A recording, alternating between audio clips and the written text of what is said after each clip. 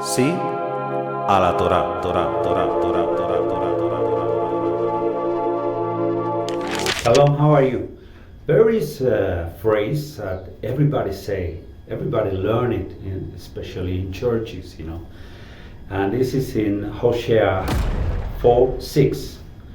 It's, I'm sure you recall it because I'm sure you've heard it hundreds of times. And it says, my people was destroyed because of lack of knowledge, right? It's something that most of the people in the churches can just say very quickly because, they always think that when you have no knowledge, then you perish, right? That's the meaning, apparently. That's the only meaning of that phrase. But I'm here to tell you that this phrase is much longer than your pastors and your leaders have told you.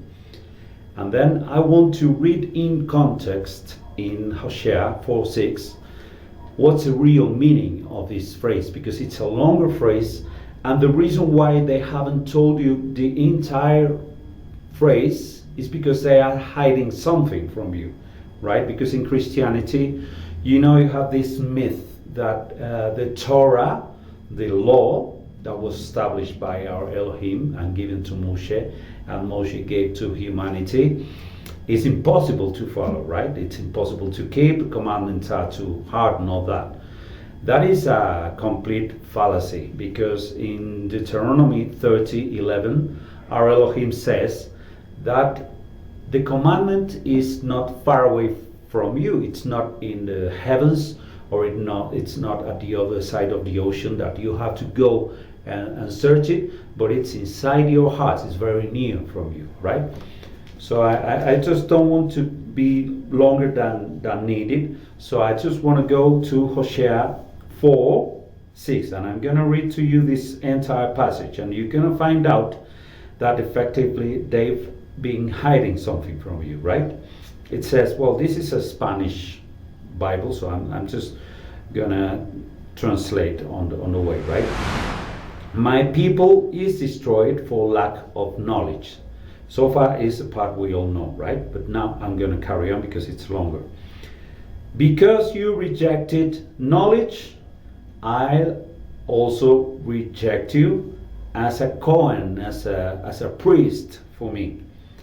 Because you forgot the Torah, the law of your Elohim, I will also forget your children. So what's going on here? They've been hiding something from us. Because when I was a Christian, I was like a parrot saying, the people is destroyed because of lack of knowledge. But what is that knowledge? The knowledge is the Torah of your Elohim.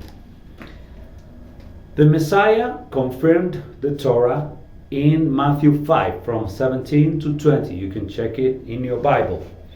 I know if you're a Christian, and even more if you're a pastor or a leader, you'll have a lot of objections. But I'm going to tell you something. If you're going to drop down here some commentary based on the words of Paul of Tarsus, I tell you what, I'm not going to let that comment figure here. I'm not going to let that comment figure here.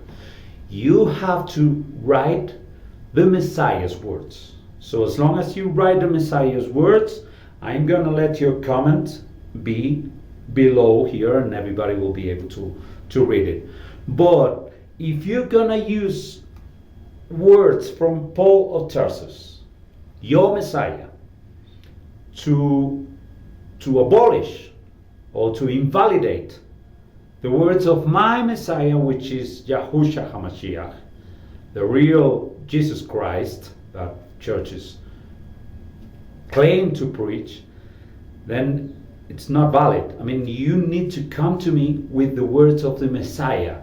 If you find somewhere where the Messiah said, you are saved by grace, or the Shabbat is abolished, or the feasts of Leviticus 23 are abolished, said with the own mouth of the Messiah, then I'm going to accept it. And I'm going to say, okay, right, the Torah is not valid anymore. Christianity is right.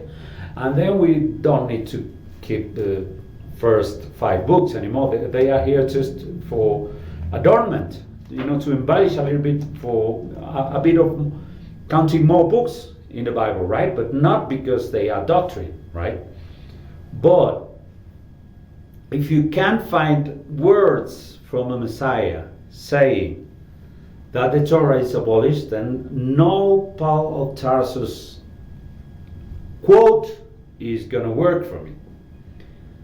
If you tell me, like Peter or John or James said, well, we don't need to keep the Torah anymore, right? Okay, right. Because in Acts 1, Peter said that we need to choose one more apostle because Judas had died, right? So we need to choose a new apostle that has been walking and living and has been witnessing the life of our Messiah, right? And then those are the true apostles, right? But if you look in Revelation 2:2, then the Messiah congratulated the church of Ephesus, just because he said, I know you have proven the ones who claim to be apostles, but they are not, right? Well, so this is Hoshea 4:6. I've read it to you entirely, not like your pastor, not like your leaders who only read the first bit that suits their agenda. I have no agenda, because my agenda is just to obey Elohim's word and to work and to say it, right? So this is a video. I am just trying to unveil all the deception that we have been inheriting for 2,000 years from Christianity. I'm not meaning that the Messiah is not valid. The Messiah is valid. But if you claim to worship the Messiah, but you don't do what he said you must do, then you have no Messiah. Or maybe your Messiah is Paul of Tarsus. Or maybe your Messiah is your pastor. Bereshit 2:3. Y bendijo Elohim el día séptimo y lo santificó, porque en él reposó de toda la obra que había hecho en la creación. Mateo 5:17-18. No penséis que he venido a abolir la Torah o los profetas. He venido no a abolir, sino a completar. Sí, en verdad os digo que hasta que pasen el cielo y la tierra, ni una yod ni una tilde pasarán de la Torah, no hasta que lo que tenga que suceder, suceda. Guarda las convocaciones K2 de Levítico 23. Pesa, Hamatzah, Bikurim, Shavuot, Yom Teruah, Yom Kippur, Sukkot.